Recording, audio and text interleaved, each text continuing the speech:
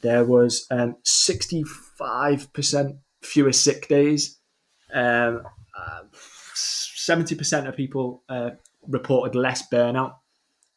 That's by doing, it's called the minimal effective dose. So we gave everyone less time, but we've got the biggest bang for our buck within that time because it's targeted. When you streamline things, when you've got something to do, like if you have 10 minutes to clean your house, you'll take 10 minutes.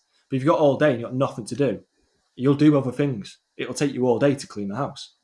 So minimal effective dose is about being targeted and very specific in what you need to do. We have 1 hour to train. That's better. 1 hour specific, hard, arduous training that's specific to the task or aim that the athlete denotes is much better than 3 ridiculous, stupid WODs that someone's found off Instagram. That's probably designed for an elite athlete, which is going to destroy them. It's designed for anybody, mate. Someone just writes it, but I'm sure people just make that shit up and see if it sticks. Because that's what I loved about the book was how you went behind your philosophy of why you're doing things. Because if I go to the gym, I'll see people squatting because that's what they're told to do. But I like when you discuss how, the army test used to be I think it was 50 sit-ups and then run a mile running. But you were saying because the hip flexors would then get tight through the sit-ups, you would then affect the running.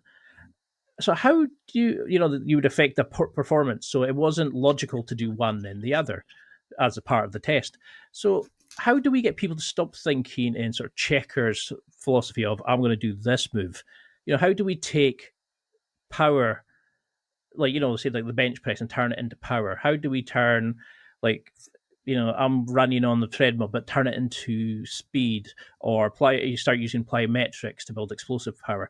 How do we start thinking it's a 3D and making the body a system rather than, oh, I'm working on my glutes today, I'm working on my legs. How do we understand like that all leads into each other and an inferior muscle will affect that system producing its job later on?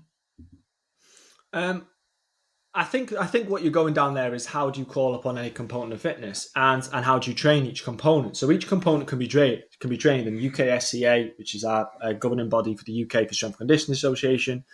There's another one, NSCA as well, utilize it. So that what we have is we have guidelines. And we can utilize guidelines. An example of that would be the most optimal range to improve muscle mass could be 74%.